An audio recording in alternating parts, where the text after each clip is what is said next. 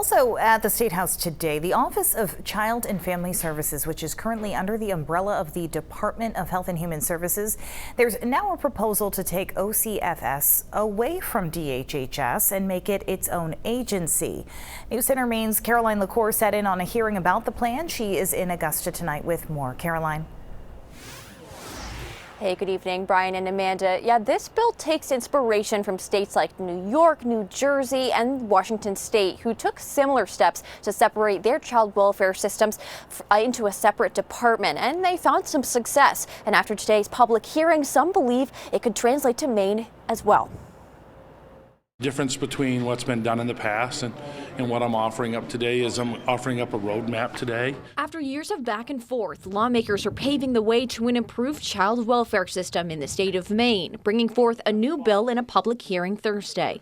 We have these great plans of, I want to break up the department, but nobody comes forward with how we're going to do it. Bill LD 779 would look to separate the Office of Child and Family Services from the Department of Health and Human Services after multiple reports and investigations revealed reoccurring issues stemming within the current child welfare systems. A child should never be used as a learning tool.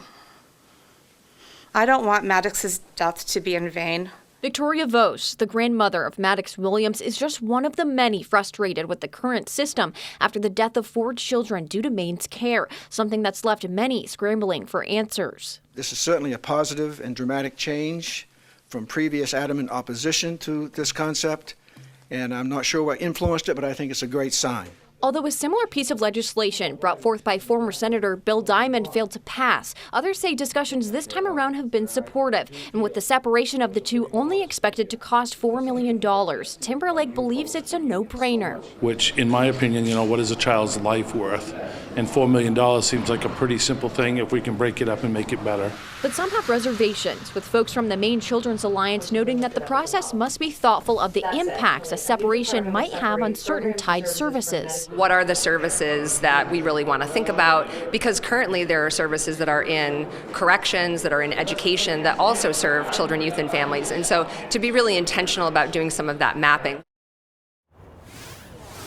The Department of Health and Human Services also submitted testimony for today's public hearing, which touched on similar concerns like you just heard from Melanie Hackett. However, they too expressed that they are willing to adopt any sort of changes that can improve the department. Live in Augusta, Caroline LaCour, News Center, Maine.